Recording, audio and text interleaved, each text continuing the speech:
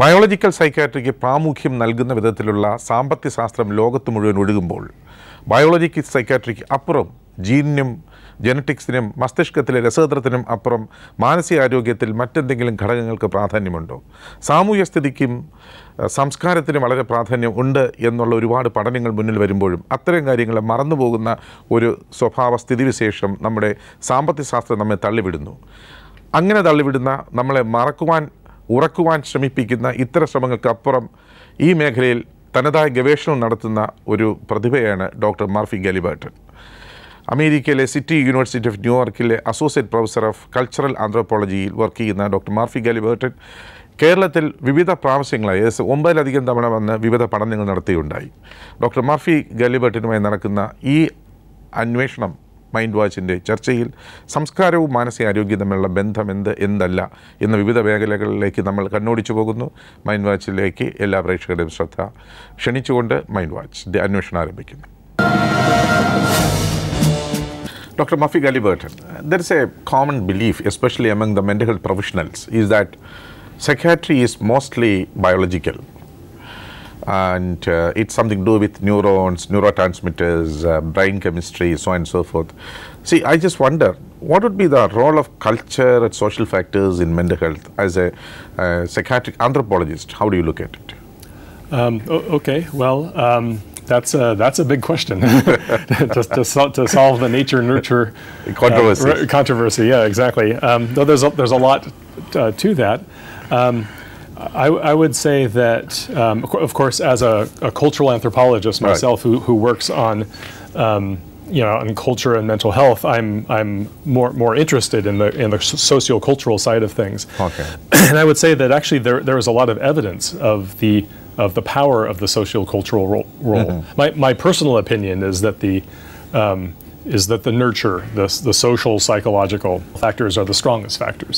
Okay. That can override whatever biological risk. And my belief is that's what the evidence is showing us today. Yeah. No, let me ask you a question. Suppose when you say that probably socio-cultural factors may have a much more significant role than biological factors in deciding and determining the mental health at large, then see, the biological psychiatrists do show lots of evidences, like about genes, like the twinning studies, and monozygotic, dizygotic twins, etc., and adoption studies, etc.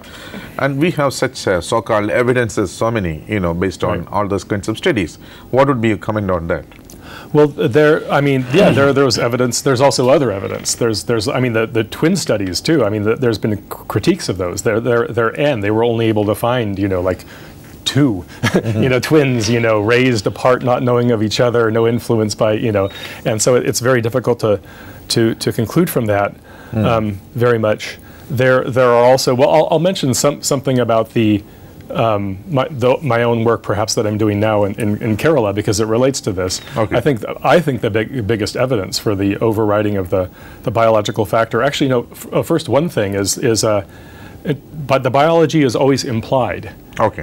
Even if you read the latest papers from the American Psychiatric Association, they stated in the working papers for the new edition of DSM, the Diagnostic and Statistical Manual, that there is no evidence of biological markers discovered. Yeah, the genetic factor is still believed to be there by indirect evidence, but nobody has come with. So you mean to say it's only belief, quote unquote? Belief based on indirect evidence, based on giving a pill and a person feeling some improvement. There's a belief that it must be a biological factor. It's not empirical.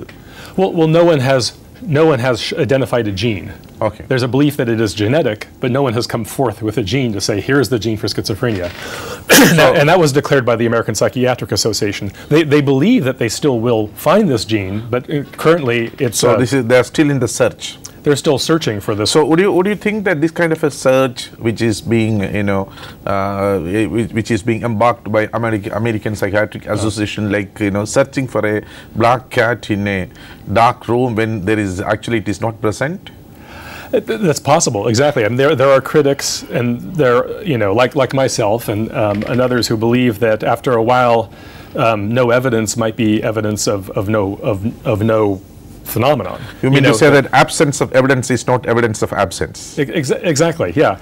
I mean, and I understand. I mean, people, you know, it's very difficult to prove things finally. I mean, those who are pursuing the biological answer, you know, they have good reason to believe that it may still be there. And critics like us also have good reason to believe that after years of pursuit, I mean, starting in the 50s or even earlier, you know, and still not finding this biological holy grail, that maybe that's not the answer. You know, this is, I suppose, this reminds me of the Vedic search. Nedi, nedi, nedi. This is not real. This is not real. This is not real. That's quite possible. Yeah, that's a good perspective. Yeah, very good perspective. Some sort of Vedic search. Exactly, Vedic search. But I think perhaps the best way to address this issue is not to say debate, you know, which biological findings there are, but to say, okay, even if you think that biological finding is important, the cultural factors still, I would argue, are more powerful, or the social. And for example, my current research, I'm in India trying, you know, I'm affiliated with the Achyuta Menon Center, and I'm trying to do some research on recovery from schizophrenia. Okay, I'll come to that.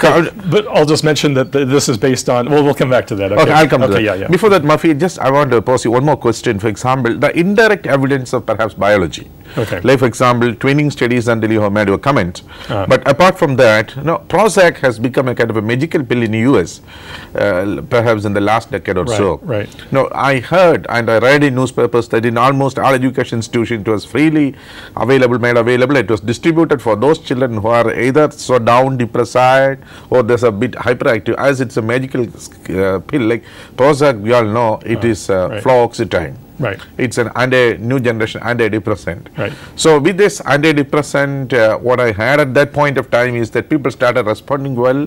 So it has been accepted as a medical pill, which probably is an indirect evidence of biological psychiatry. Again, what do you think about that? Exactly. Well, I think that is the kind of indirect evidence that pushes people forward to pursue the pharmaceutical solution. But Prozac also had some, you know, there were some bad stories around that too. What's the best suicides associated, you know, that people attributed to Prozac as well.